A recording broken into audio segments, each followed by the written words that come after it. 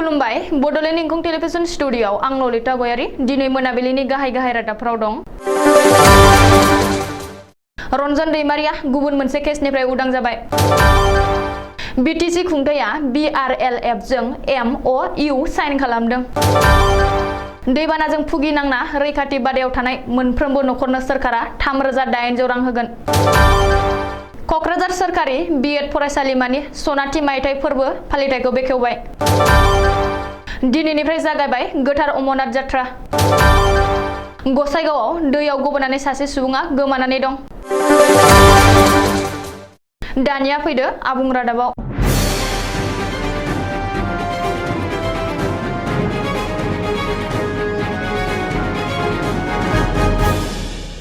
NDBनि गायसनगिरि मासिगिरि आरो बिटिआर गोरोबथानि गुबुन सासे सागानगिरि रन्जन दैमारि एबा डिआर नाब्लेया दिनै गुबुन मोनसे केसनिफ्राय उदां जाबाय।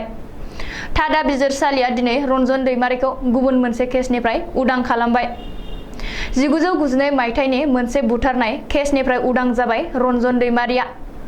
थादा बिजिरसालिया दिनै रन्जन दैमारिखौ 1992 मायथाइनि मोनसे बुथारनाय केसनिफ्राय उदां खालामबाय एबा दाय गैया होननानै फोसावबाय। नाथाय NDBनि गायसनगिरि आफादगिरि रन्जन दैमारिया 30 अक्ट'बर लान्थ्रै बमा बेफ्रुहोनाय केसनिफ्राय दासिमबो उदां मोनाखै। 30 अक्ट'बर लान्थ्रै बमा बेफ्रुहोनाय केसनि सायाव माखासे फोरमाननि आंखालाव रन्जन दैमारिया दासिमबो जोबथेसालियाव थानो गोनां जादों। मख'नो गोनांदि 1 जुलाइनिफ्राय 15 जुलाइसिम गुवाहाटी गोजौ बिजिरसालिया गोलोम बोथोरनि बन्द थागोन। बेनिखायनो 15 जुलाइनि सिगां बिजिरसालिया जेबो खामानि मावनाय नङा। बबेखानि 15 जुलाइनि उनाव CBIनि बिजिरसालियाबो रन्जन दैमारिखौ 30 अक्ट'बर सिरियाल ब्लास्ट केसनिफ्राय उदां खालामनो हासिगौ। बिटिसि सोरखार आरो भारत रुरेल लाइभलिहुड्स फाउन्डेशनआ सुंद'यै BRLF नि गेजेराव दिनै मोनसे गोरोबथा खालामदों। बिटिआरनि गामियारि ओनसोलाव संसार जानाय रायजो राजाफोरनि सानफ्रोमबो जिउ खांनायाव सोलायनाय लाबोनायनि थांखियै बिटिसि सोरखारा दिनै भारत रुरेल लाइभलिहुड्स फाउन्डेशनजों गोरोबथा खालामना MOU साइन खालामदों। बे गोरोबथा खालामनायनि बागै बिटिसिनि गाहाय प्रमद बर'आ गावनि अफिसियेल फेसबुक पेजआव फोसावदों। बबेखानि बे गोरोबथा खालामनायनि गेजेरजों फैबाय थानाय समफोराव बिटिसि सोरखारा भारत रुरेल लाइभलिहुड्स फाउन्डेशनजों जथायै बिटिआरनि गामियारि ओनसोलाव संसार जानाय रायजो राजाफोरनि जिउ खांनायखौ दाफामनो नाजानायजों लोब्बा लाना गुबुन गुबुन हाबाफारिफोर बानजायगोन आरो सांग्रांथि होगोन होननानैबो प्रमद बर'आ फेसबुक पेजआव लिरदों। मिथिनो हानाय बादिब्ला बिटिसि सोरखारा दिनै भारत रुरेल लाइभलिहुड्स फाउन्डेशनजों MOU साइन खालामनाय हाबाफारियाव बिटिसिनि गाहाय प्रमद बर', लेङाइ गाहाय आरो उदालगुरिनि MLA गबिन्द चन्द्र बसुमतारी, मावफुं सोद्रोमा रेवरेवा नार्जारी, MLA लरेन्स इस्लारि, बिटिसिनि प्रिन्सिपाल सेक्रेटारि अनुराग गयेल, गुबुन गुबुन बिफाननि गोबांसा मावख'गिरिफोर आरो भारत रुरेल लाइभलिहुड्स फाउन्डेशननि CEO प्रमथेश आम्बासातानजों लोगोसे दैदेनगिरिफोर सोद्रोमाफोरा बाहागो लायो। गिख्रंथाव दैबानानि जुनै रैखाथि बादायाव थाहैनांनाय सुबुंफोरनि थाखाय आसाम सोरखारनि गेदेर थांखि। रैखाथि बादायाव आश्रय लाहैनांनाय मोनफ्रोमबो नखरनो सोरखारा 3,800 रां अनसुंथाइ होगोन। दिनैनि बे थांखि लादों आसाम सोरखारा। बिनि थाखाय सोरखारि रैखाथि बादा एबा सरासनस्रा रैखाथि बादायाव थानाय गासैबो सुबुंनि मुंखौ रेजिस्टार खालामनो गिबि मन्थ्रि डक्टर हिमन्त बिश्व शर्माया जिल्ला बेंगिरिफोरखौ बिथोन होदों। रिपर्ट बादिब्ला रायजोनि गासैबो दैबानानि जेंनाजों भुगिनांनाय जिल्लानि जिल्ला बेंगिरिफोरजों दिनै जनता भवनाव भिडिअ कनफारेन्सआव सावरायनायाव गिबि मन्थ्रिया बे बिथोनखौ होदों। बे भिडिअ कनफारेन्सनि सिङाव आसाम सोरखारनि गासैबो केबिनेट मन्थ्रिफोराबो बाहागो लायो। मख'नो गोनांदि बेनि सायाव गांसे मास्टार रेजिस्टार थियारि खालामना गार्जेन मन्थ्रिफोरनो गथायनो थाखायबो गिबि मन्थ्रिया जिल्ला बेंगिरिफोरखौ बिथोन होदों। बबेखानि रैखाथि बादायाव थानांनाय नखरफोरा सोरखारि अनसुंथाइखौ मोनदोंना मोनाखै बेखौ सेक्रेटारि आरो गावबा गाव जिल्लानि गार्जेन मन्थ्रिफ्रा नायबिजिरगोन होननानैबो गिबि मन्थ्रिया बुंदों। मिथिनो हानाय बादिब्ला देग्लायनि गिख्रंथाव दैबानायाव न' बां गासैबो गोमा जानाय आरो सरासनस्रा धोन सम्पति खहा जानाय नखरफोरनि फारिलाइखौ 15 जुलाइनि गेजेराव गथायजोबनो थाखायबो जिल्ला बेंगिरिफोरखौ बिथोन होदों।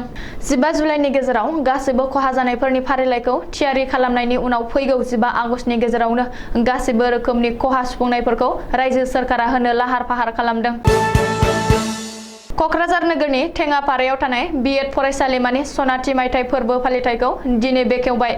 1971 इं मायथाइयावनो गायसनजानाय क'क्राझार बीएड फरायसालिमानि सनाथि मायथाइ फोरबोआ दिनैनिफ्राय जागायबाय। बीटीसीनि गाहाय प्रमद बर'आ दिनै बेखेवनानै होदों क'क्राझार सोरखारि बीएड फरायसालिमानि सनाथि मायथाइ फोरबो फालिथायनि बेखेवनाय हाबाफारिखौ।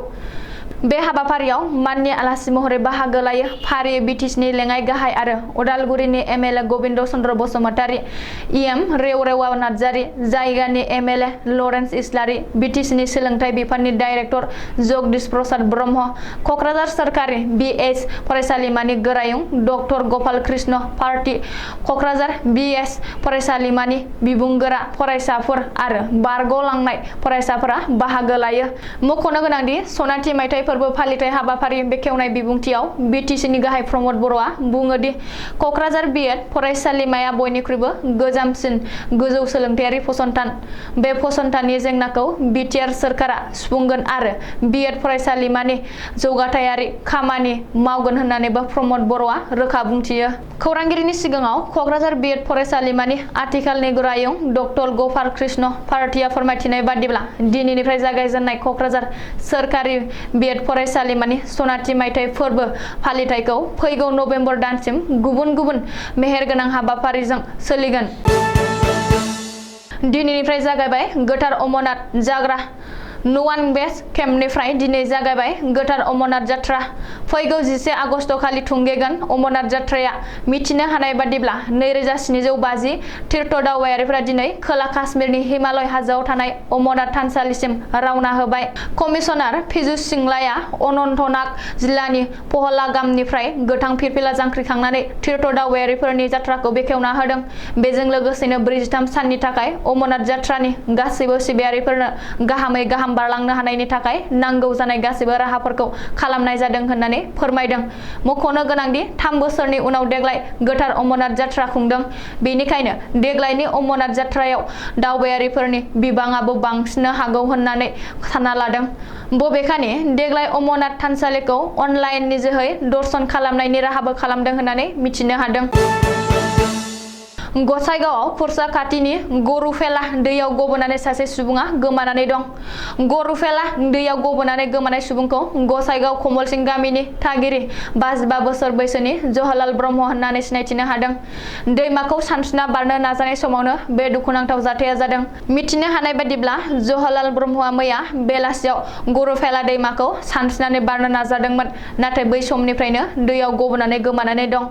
बे जाथायनि बागै खौरां मोननायनि उनाव फावरागुरि पुलिसआ जाथायसालियाव थांना नायबिजिरहैयो। मख'नो गोनांदि एसडीआरएफ बिफाना जवाहरलाल ब्रह्मखौ नागिरनानै रेस्किउ अपारेशन खालामगासिनो दं, नाथाय बे खौरांखौ सुजुनाय समहालागै जवाहरलाल ब्रह्मनि गोथै देहाखौ बोखांनो हानाय जायाखै। दिनैनि रादाबा एसेनोसै। गोजोन्थों।